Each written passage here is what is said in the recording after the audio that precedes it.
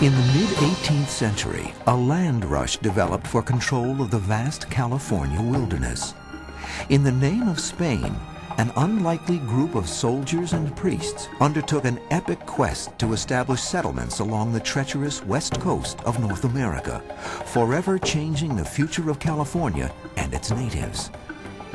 Join us for a journey filled with wondrous miracles and bitter acts of betrayal as we go in search of history to explore the saints and sinners of the California missions.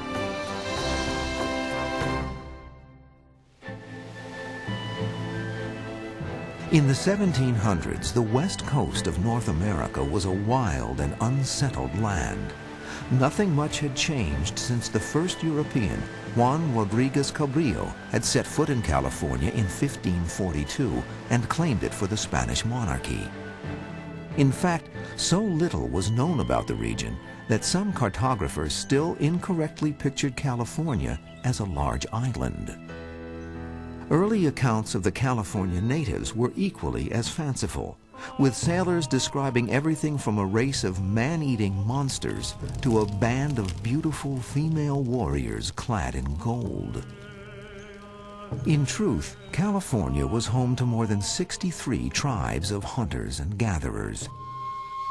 With an abundance of natural resources, coastal California supported an indigenous or aboriginal population of nearly 340,000, making it one of the most densely inhabited areas in North America. The natives lived a rich and relatively peaceful existence. But they had no idea that their world was about to be torn apart. In 1767, King Carlos III of Spain received word that English and Russian explorers were heading towards California. To solidify the tenuous Spanish claim that Juan Cabrillo had made 200 years earlier, the king approved a bold plan to establish permanent Spanish settlements in the California wilderness.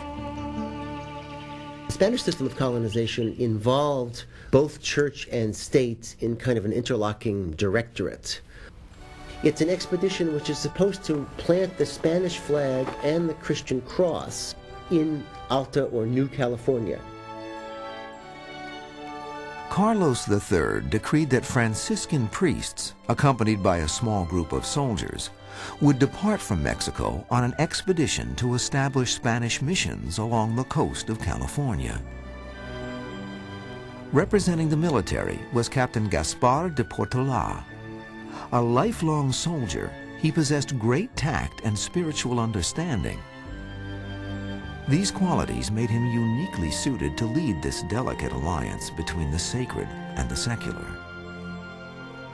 Portola was a friend of the church. Sure he was. They were all friends of the church because they were Spaniards and they were all Catholics. But as friends of the church, they were kinds of people who were not taken with everything that the church did. The church basically was, from their point of view, an arm of the state. Representing that arm was the bookish and frail Franciscan missionary Junipero Serra. Although the 56-year-old padre seemed an odd choice to lead the mission, Serra felt that converting the natives of California was the calling of his life. But that Junipero Serra in particular stands out as an extraordinary individual, practiced both in holiness and in learning, who was willing to give everything that he had, his health in particular, to the welfare of people whose welfare he considered to be in jeopardy. Outwardly, Father Serra and Captain Portola exhibited a strong rapport, but beneath the surface, a subtle power struggle was beginning to take shape.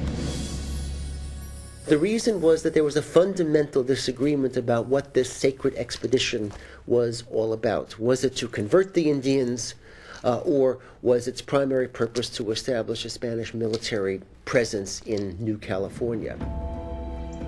So what you had right from the beginning was a series of conflicting interpretations of this movement.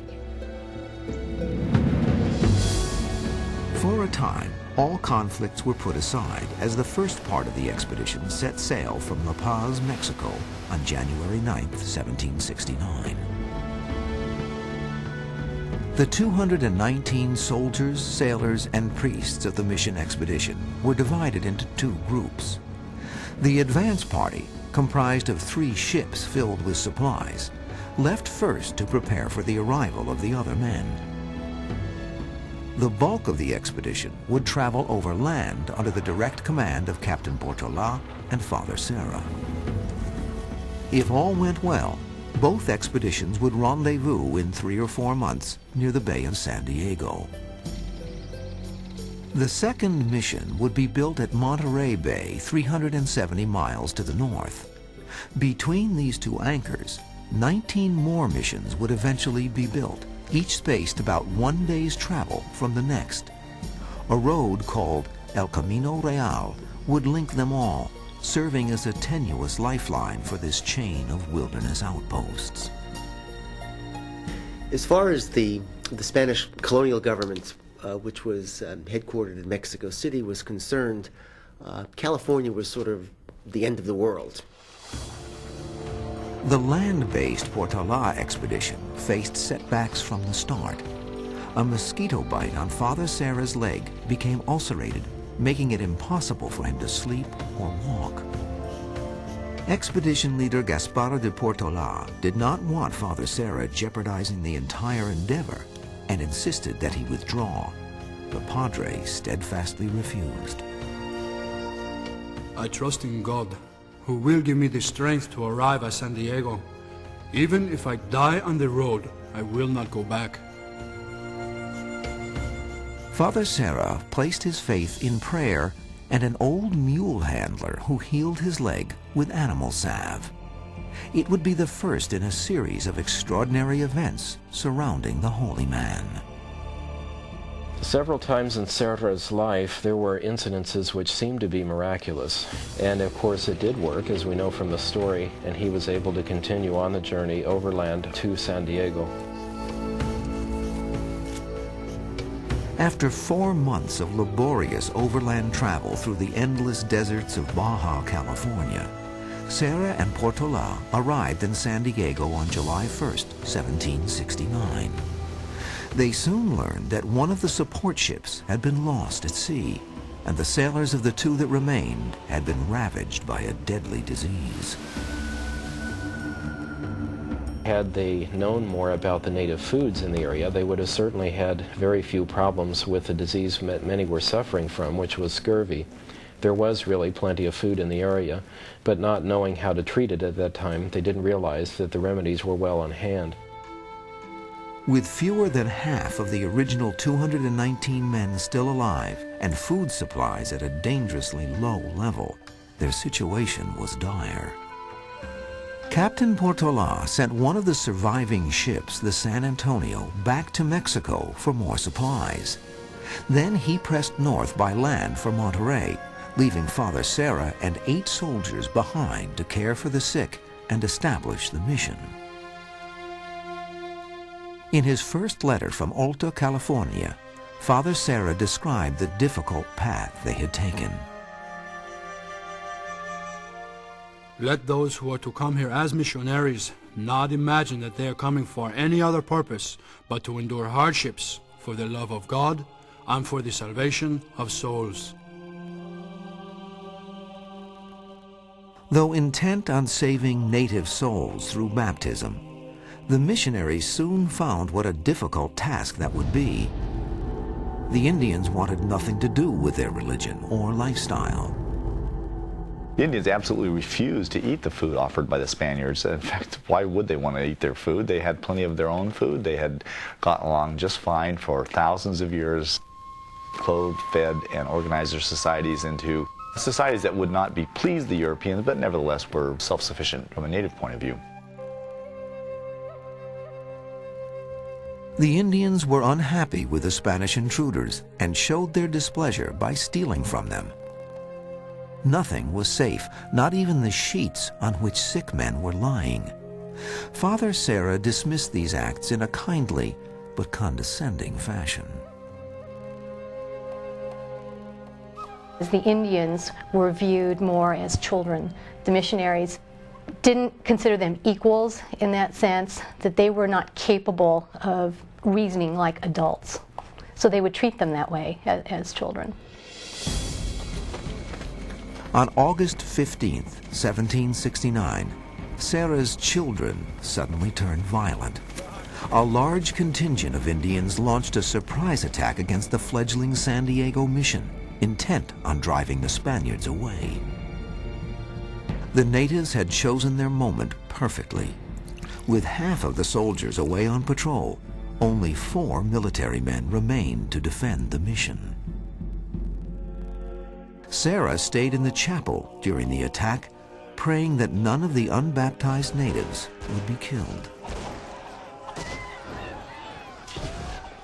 Although fiercely outnumbered, the 4 soldiers of the mission successfully repelled the Indian assault. Native arrows proved no match for the Spanish muskets.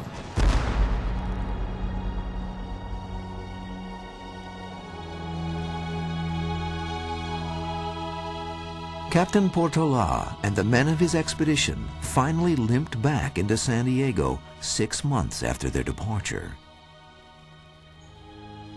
They returned on the 24th of January of 1770 with the merit of having suffered much, of having eaten their mules, and of not having found any such place as Monterey.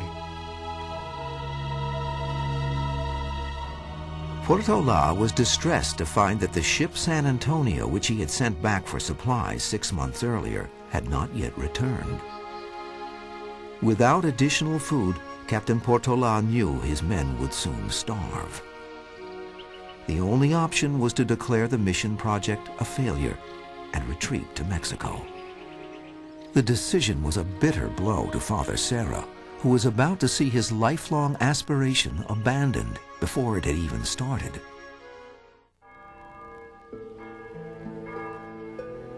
With the fledgling San Diego mission on the brink of starvation, Father Junipero Serra was faced with the prospect of abandoning his heart's desire, the California Mission Project.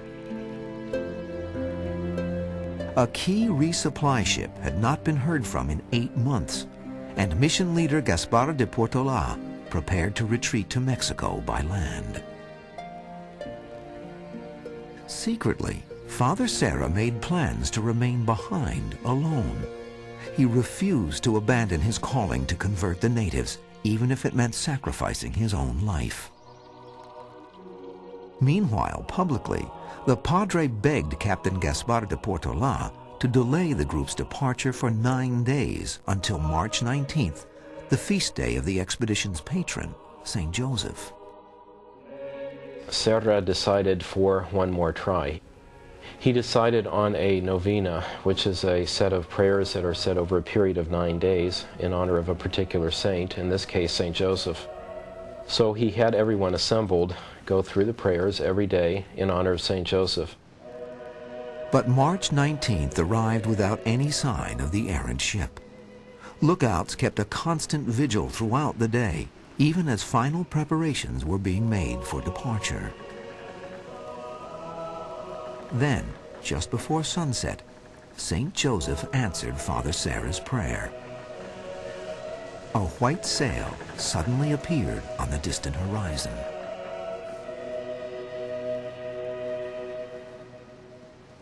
Ever afterward, for the rest of Serra's life, a high mass at each mission was always celebrated on the 19th of every month in honor of St. Joseph.